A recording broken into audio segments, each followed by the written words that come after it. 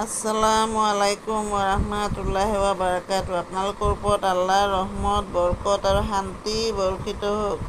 আউযু বিল্লাহি মিনাশ শাইতানিৰ ৰাজিম। বিসমিল্লাহিৰ ৰহমানিৰ ৰহিম। খেদা খোৱা শয়তানৰ প্ৰচলনিৰ পৰা আল্লাহ তুমি আমাক ৰক্ষা কৰা।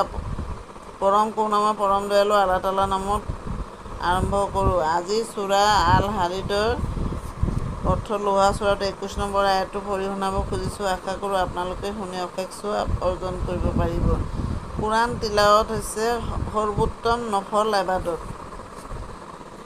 ইজনে সিজনতকৈ আগবাঢ়ি যাবলৈ ধাৱিত হোৱা, তোমালোকৰ প্ৰভুৰ ক্ষমা পাবৰ বাবে আৰু সেইখন জান্নাত লাভ কৰিবৰ বাবে যিখন জান্নাত আকাশ আৰু পৃথিৱীৰ দৰে বিস্তৃত। সেই জান্নাত প্ৰস্তুত কৰা হৈছে সেইসকল মানুহৰ বাবে যিসকলে আল্লাহ আৰু তেওঁৰ ৰাছূলসকলৰ প্ৰতি বিশ্বাস স্থাপন কৰিছে। এয়া আল্লাহৰ অনুগ্ৰহৰ বিশেষ। তেওঁ যাক ইচ্ছা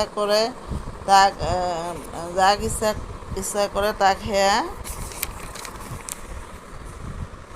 দান কৰে। আল্লাহ অসীম অনুগ্ৰহশীল।